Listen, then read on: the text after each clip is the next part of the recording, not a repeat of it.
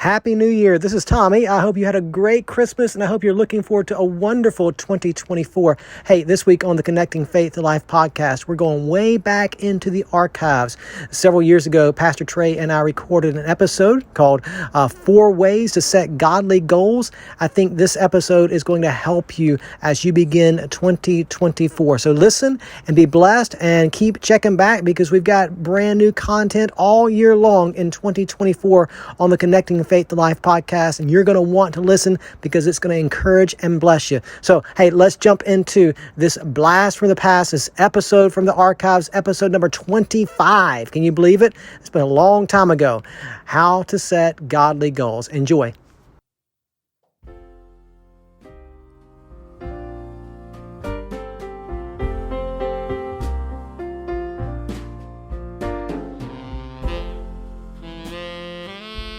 Welcome to this New Year's Eve episode of the Connecting Faith to Life podcast. I'm Trey Rhodes, the Connections Pastor at Northwood Baptist Church here in North Charleston, South Carolina.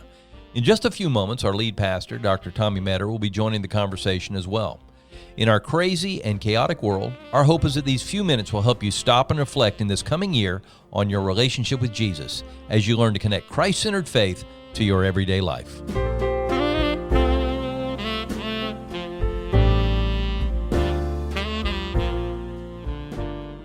Well, Happy New Year to all the friends and family of our podcast audience. We're in week 25 of the Connecting Faith to Life podcast. And I got to tell you, Pastor, this year as I reflect back on what the Lord has taught, it's amazing to think how much we've covered to help move us forward as believers. Both of us are thankful that they've been listening throughout the year, and it's been fun getting together, and it's been wonderful just to share weekly with each other and then just bring them in on the conversation. Absolutely. It's been a good year and looking forward to the new year. Trey, we're entering into 2020. Isn't that amazing? Man, 2020. I wish my eyesight was 2020. Mine is definitely not 2020. No. I graduated college in 2000. That was yesterday. I don't know how he got to 2020. I graduated college in 1984. So Wow. Man, yeah. Man. So Trey, as you look back over 2019, tell me something. What was maybe one of your significant accomplishments, a goal that you met in 2019?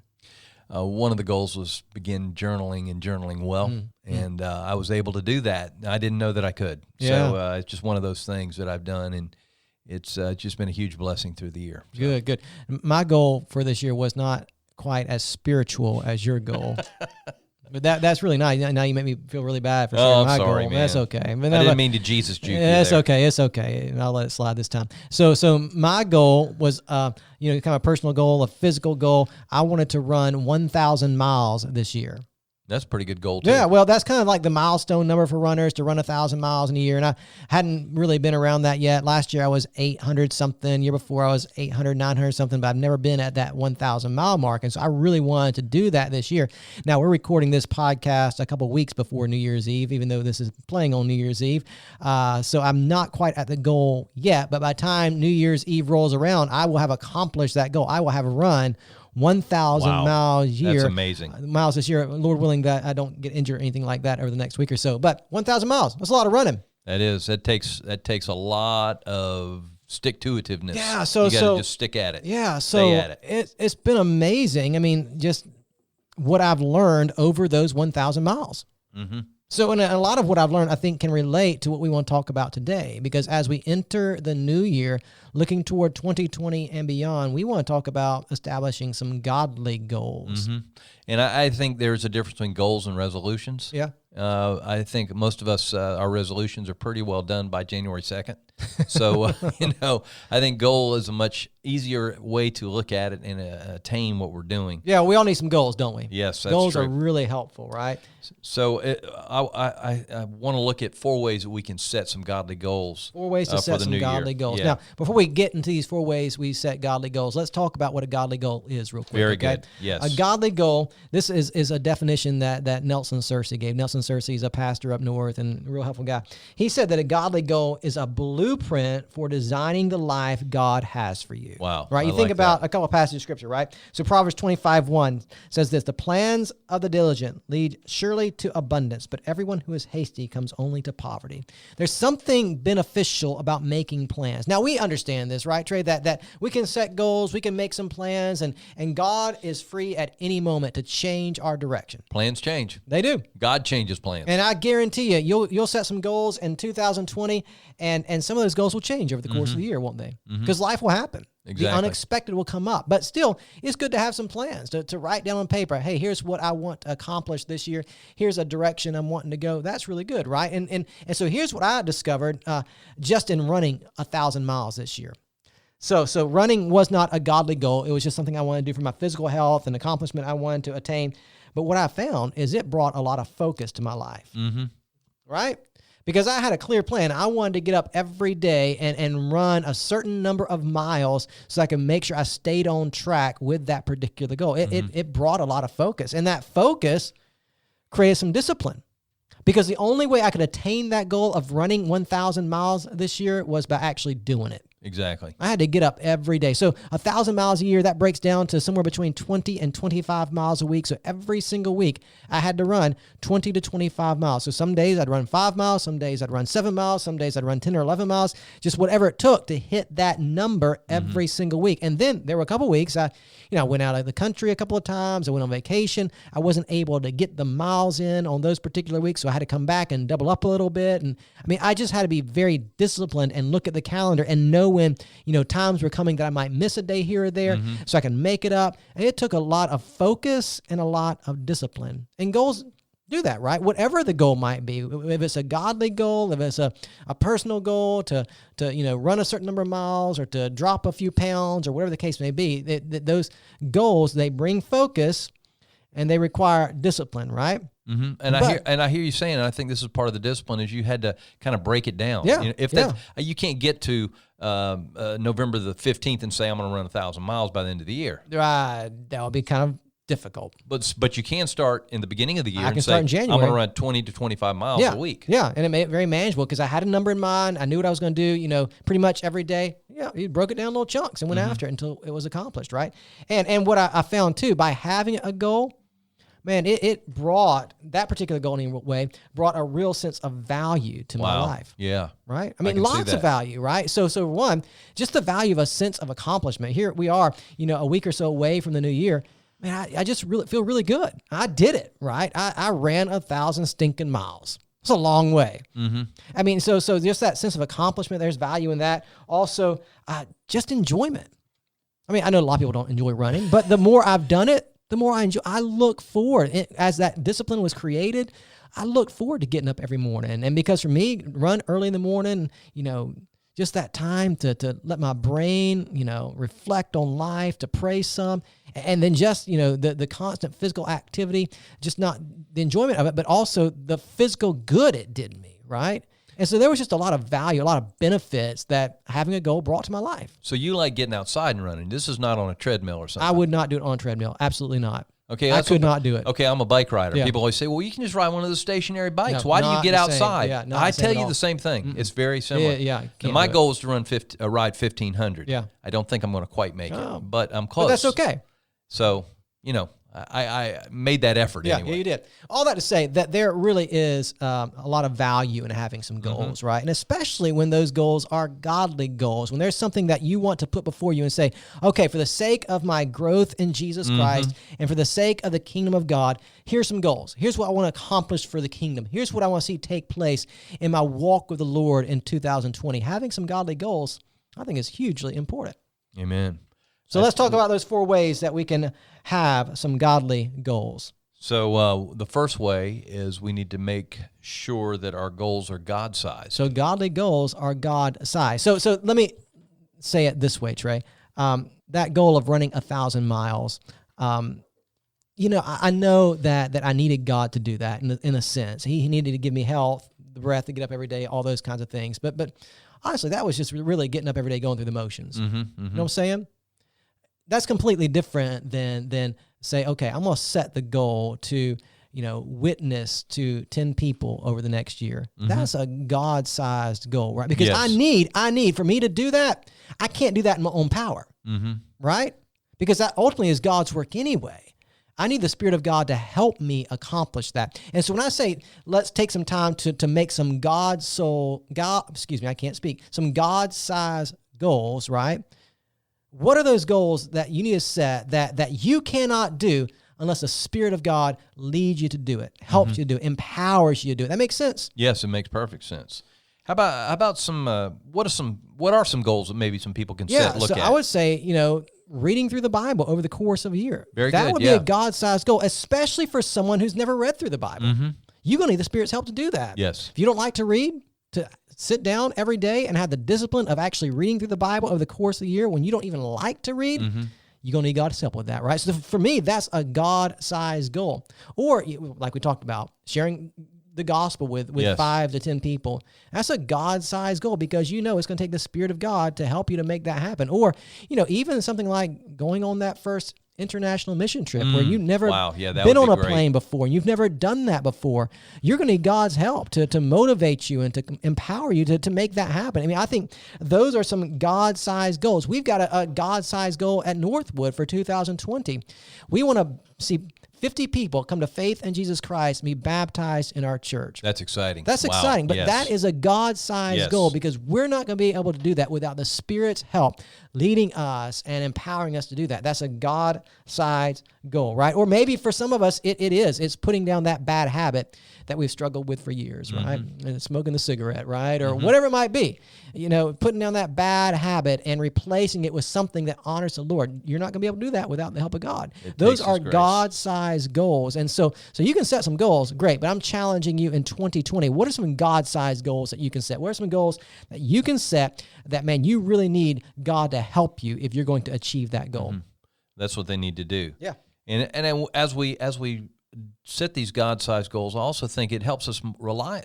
In and of itself, helps us rely on God. Absolutely. If it only happens because God's involved in it. Yeah. Does that You make think sense? about You think about that goal of maybe reading through the Bible for the first time over the course of the year, getting up in the morning. God, I want to hit that snooze button, go back to sleep. Right? Yes. Help me, God, help me. I'm depending on you to give me what I need to get up and get this done. Right? Absolutely. It creates dependency on God when you have some God-sized goals because you can't do it without God's help. Amen. And I prepare myself the night before. Yeah. I actually am already ready when that snooze, because I am that person that wants to just lay there and get a little warmer before I get up. There you go. Number 2, not only make it God-sized, but make sure that your God-sized goal has an awareness of who you are. An awareness of who you are as you set that God-sized goal. Let me give you a couple examples. Okay, so let's say that you do not like to read. But you've set that God-sized goal of reading through the Bible over the course of the year. It's a good goal, right? Great It's goal. going to take God's help to accomplish that goal. It would be unwise for you to set the goal, I'm going to read the Bible through twice this year, right? That's probably not going to happen. Could you do it? Yeah, you probably could do it. But let's just start and be a little realistic. You need God's help. You're going to need God's help just to read it through once. So why don't you just start there, right?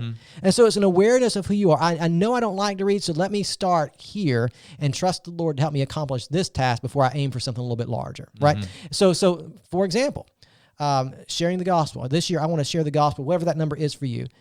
If you've never shared the gospel before, setting the goal to share the gospel with 5 people is a God-sized goal. Yes, Right? I would agree. Don't set the goal, this year I want to share the gospel with 100 people. You probably ain't going to do it. And then you're going to get halfway through the year and like, ooh, I didn't do that. So I feel terrible, right? You either forget about, I can't do Yeah, that. yeah, You yeah, forget it, or So- you get frustrated right. or whatever. It's going to take God to help you share the gospel with 5 or 10 or whatever the case may be. Keep it, in the area of your own self-awareness. I know who I am. I know this is a struggle for me. So I'm going to start with something that's God-sized. I know that I'm going to need God's help, but I also know that it's accomplishable, that I can do it with God's help. And I think we need to be happy when we do it. For That's instance, exactly right. Let's say that it takes us a year and 3 months to read through the Bible. Wouldn't that be awful?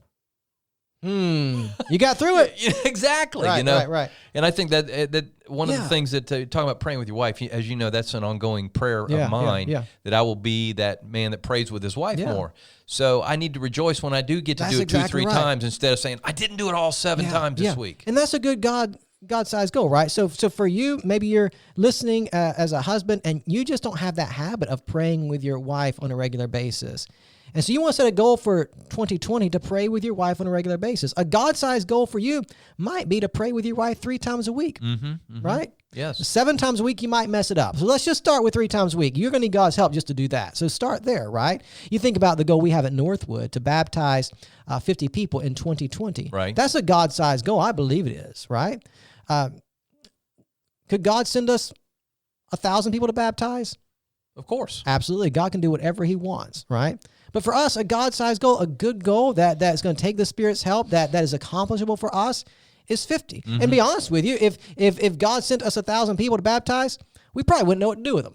I'd say Right, you're right. right. Yeah. And so just starting with something that I know God's going to, I know I'm going to need God's help to accomplish it, but I know it can happen. I know that God can lead us to baptize 50 people. That we can make that happen with the Spirit's help. And if you think about it, I mean, a goal, it should energize us and not deplete us. Exactly. You know what I'm saying? Fill us up, not Right. So if empty you us. got that goal of, okay, I'm going to share the gospel with 125 people this next year. Man, if you've never shared the gospel with anybody, that's going to deplete you real quick, right? But 5, man, I can do that. I can have that conversation with my coworker and have that coworker to my house and minister to him and his family. I can do 5. That energizes me because I know I can accomplish that. If I say 125, that's going to deplete me because I know I can't, right? And just think about it too, right? This year I want to share the gospel with 125 people. I'm going to go knock on 125 doors. Wow. Well, I hate knocking on doors. That's not going to energize me. That's going to deplete me. You're going to get depressed every day. Exactly. And so just when you think about setting those God-sized goals, they're goals that you know you need the help of the Spirit of God to accomplish, but they're also goals that you know what? They're going to energize me. They're going to motivate me to get up every day. And I know that with God's help, I can do this. And I think that's a good way to look at it. It's Yeah. the energy that you get That's from exactly right. being fulfilled That's by exactly God. right. Number 3, we make God-sized goals that are time-based. Yeah. What does that mean? Well, it's good to have a time frame for your goals to accomplish them, to think about it. Okay. That's why we're saying read the Bible over the course of a year. Okay. You put a time limit on it, right? Because you've got a deadline. I don't know about you, Trey, but I know for me, I work well with deadlines. Oh, I like to have I'm a big deadline. on Okay. deadlines. You know, Yes. and for me, it was when I think about running those 1,000 miles this year, I had time goals, right? This week, I need to run this many miles. This month, I need to run this many miles. If I do it this way this week, and if I have this goal for the month, then over the course of the year, I'll accomplish the long-term goal of running 1,000 miles over the course of a year. And so it might be, right, taking that long-term goal this year. I want to, share the gospel with 5 people. Now back up. What are the daily goals that you need to accomplish to make that happen? Well, the daily goal, if the long-term, the yearly goal is to share the gospel with 5 people, then the daily goal is what? Well, every day I need to pray for that person. Amen. Right? The monthly goal may be, okay, one of those 5 people that I'm praying for, I need to have one of them in my home this month. I was going to say something Right? like take them out to dinner Right? or something like that. Every 3 months, I Yeah. need to bless them in some way or open my mouth and share about Jesus in some way or invite them to church or whatever the case may be. But you have these time-sensitive goals that help you to accomplish the larger goal, right? That makes sense to you, Trey? So we're saying we're going to make some God-sized goals that are time-based. I'm going to have some daily goals. I'm going to have some weekly goals, some short-term goals. I'm going to have some longer-term goals, and even thinking beyond that, right? I'm going to have some lifetime goals, There you go. right? I mean, for me, for you, I mean, in ministry, my lifetime goal is I just want to finish well. Finish well. Finish Amen. well. We talked about that on a podcast a couple of episodes, didn't we? Amen. Yeah. Yeah. So just thinking through those goals that you have for 2020, what are the time parameters that you're putting on those goals to help you accomplish those goals, right? Also, I think it helps you just be realistic. Yeah, absolutely. In other words, if somebody wants to do something, let's say that somebody wanted to be a Life Connection Group leader or teacher. Yeah. Most people aren't really ready to just step into that position. Right. But they could say, hey, listen, within the next 18 months, next 2 years, I want to be at there. And sometimes the goals help us say, hey, it's not right now. Yeah. And it gives us some patience That's that right. we begin to That's look right. at what God can do over the long term. That's right. So what are the steps I need to take in the short term to get to the long term? Yeah, I think that's just super helpful because we can set all the long-term goals we want, right? Exactly. I mean, my long-term goal, you remember, I used to fly, Trey, and I had to put that down when I had, kids on the way and all those kind of things. So I had to stop flying because it cost a lot of money and took a lot of time. But that's still a lifelong goal of mine. I want to get back in an airplane and fly an airplane again and finish up my private pilot license. You know what I'm doing about that right now? I have no idea. Nothing. I mean, I'm not, right? But I could be establishing some goals along the way to get to that point. I mean, I can't right now go fly an airplane every week, but maybe 10 years from now, I can get back in the cockpit and begin those lessons again. So right now, what I can do is I can start setting aside a little bit of money, right? Because it's expensive to take flying lessons. I can set aside, $25, $50 a month. And so when that day comes, I can get back in the cockpit again.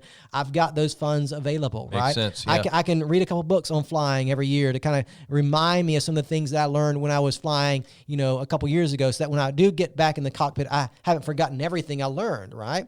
So there are some small goals I can set now that are going to help me when I want to get to that long-term goal again. But right now I'm doing nothing. But it also helps you, rather than do nothing, do these small things. Yeah. As you know, being a Connections pastor, one of our goals is to continue to see the increase in our Life Connection groups. And so for that to happen, it doesn't happen. It just doesn't happen overnight. Never has and never will. That's exactly right. But we know that, okay, we can start 2 classes here. We can, make sure that we have this many leaders developed. We can have teachers, whatever it is in your life, and you break it down so that eventually it starts to happen. That's exactly right. And so, it gives you some realism. It gives you some help. Actually keeps you from being frustrated. That's exactly right. Well, let me ask you this question, Trey. What happens if you have that short-term goal? You've got that 3-week goal that you want to meet. What happens when you don't meet it? What happens when you don't achieve your goal? You go home and cry and, eat worms and, just say life is over and Well, I've destroyed myself. No, that's seriously. one way to approach it. No, but seriously, I mean, I think you just get back on the horse You and get keep back on up riding. and try again. Yeah. Because we've all set goals. We talked about this at the beginning of the episode, right? That life is going to happen. Mm-hmm. Things are going to come up that you cannot control, that are going to distract you from the goal. You're going to have to put that goal aside for a while, or whatever the case may be, right? Or you're just not going to finish it. You had a goal of 1,500 miles this year on your bike, and you might not get there. You going to give up riding your bike? No, sir. No way. You're going to start January 1st and try again next year, right? Just get back up and get after it. And over the long haul, you will see yourself accomplishing some of those goals you've set. Just don't give up. Yeah, when you get bucked off a horse, you're always told, get back on the horse. That's exactly right. That's what you do. Easy you enough. Get back on. So the important thing is if you get off track or if you don't, you just keep trying. You keep moving. That's right. You move forward instead of backward. That's get out of the exactly ditch. right. That's Don't lay in the exactly right. ditch.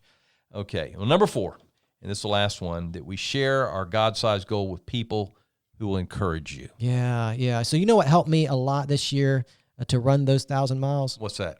People encouraging me. There you go. Right. So a couple things. One, I've got a running group that I run with on a regular basis. It made a lot of fun. I don't run every day by myself. Some days I do, but at least once a week, I've got some people I'm running with. And That's so that awesome. really helped. And they knew my goal, and they pushed me, and they knew the races I was running, all those kind of things. It helps to have a group of people to help you achieve your goals, right? And another thing that helped me, and this is kind of related to a running group, I guess, is I've got an app on my phone called Strava. You've got the app on your phone too, don't you? Yeah. And so Strava tracks every mile that I run, but not only does Strava track every mile that I run, it's a lot like Facebook, right? It's a social network. And so, so my running friends are seeing, if they're not running with me, they're seeing what I'm running every day. They're seeing the miles add up. And so that keeps me accountable, knowing that other people are watching what I'm doing, right? Yeah, that's true. But it's just good to have people around me that are watching what I'm doing. That are asking me, hey, how are you coming on your goal? Are you making it? What's going on? I mean, it's just good to have people around me that are cheering me on. And we all need some cheerleaders, don't we? We do, just to keep us moving forward. That's right. So that goal that you might have, if you're listening to this episode today, of reading your Bible through in a year, Trey, how could you get some people to help you with that goal of reading through the Bible in a year? Well, how about have somebody read with you? There you go. Maybe a friend, or maybe a family member, maybe your wife or your husband, or You know, Yeah. just have them read with you. What are you getting from that? That's exactly right. And then when you don't, you say, I didn't get to read today, you know, and Yeah. try to get back on, and maybe they can encourage you to move forward. Or when you do, you say, man, I've gone the whole month and read every day. And all of a sudden, wow. Or, if you're at Northwood, getting yourself in a discipleship group There where you you go. have that accountability. That'd be really helpful, right? Point is, man, and if we're going to accomplish our goals, it's just good to have some cheerleaders. And so don't hide your goals. Right? Share them with somebody. Share your goals with your spouse or some close friends or that accountability group or your discipleship group, and let them encourage you and cheer you on, because I know for me, I am more likely to reach my goals when I make those goals known to the people that are closest to me, and I know that they're going to cheer me on as I am working towards those goals. Well, I think part of the issue why people don't, though, is they don't want to fail. That's exactly right. And so if they don't share them, then nobody knows they failed but exactly themselves, right. so they don't have, again, it gets back to no accountability. Yeah. And I would say that if you don't have accountability in your goals, in your God-sized goals, then you're probably not very serious about your goals to begin with. Probably not. Right. Probably not. Because I know for me, if I'm really going to achieve the goals that I've set, I need all the motivation I can get. So I need people around me that are going to motivate me and cheer me on, and even when I fall down, are going to encourage me to get back up. Pastor Tommy, what do you tell us about community? How do we get our best spiritual growth? In community. You just can't grow apart from community. And so, it goes really back to this, doesn't it? It's all this thing of involving yourself with people. Absolutely. And the importance of that. Yes, sir. No doubt about it. I always say we can't go in a hole and be holy.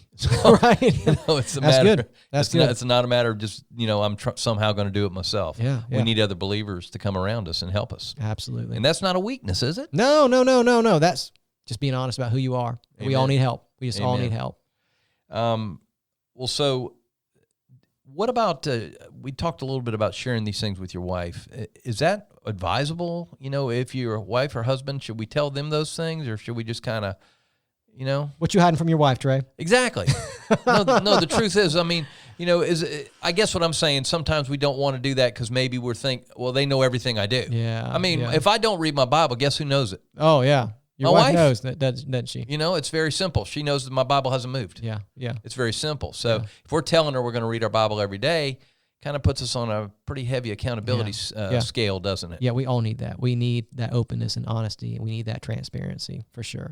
Well, Pastor Tommy, this has been awesome about goals, and I think that let's move away from resolutions and get towards goals. I think that's going to really transform our lives in 2020 and give us great spiritual vision. How about that? That's 2020 exactly right. spiritual vision. That's exactly right. Well, why don't you close us out and just wish everybody a happy new year? Yeah, we do thank you so much for listening to this episode today, and we hope that your 2019 has been outstanding, and we are praying for you that your 2020 will be Christ-centered and Christ-exalting, and whatever goals that God has placed on your heart for 2020, we're praying that He would enable you to accomplish those God-sized goals. So if this has been helpful for you today, go ahead right now, this very second, and hit that subscribe button so that you can have new content delivered to your device every single week. And also, if this has been helpful, go ahead, leave us a review. We like those 5-star reviews. That makes us feel really special, doesn't it, Trey? Yes, it does. But those reviews do help people find our podcast on their podcasting service. So go ahead and do that for us.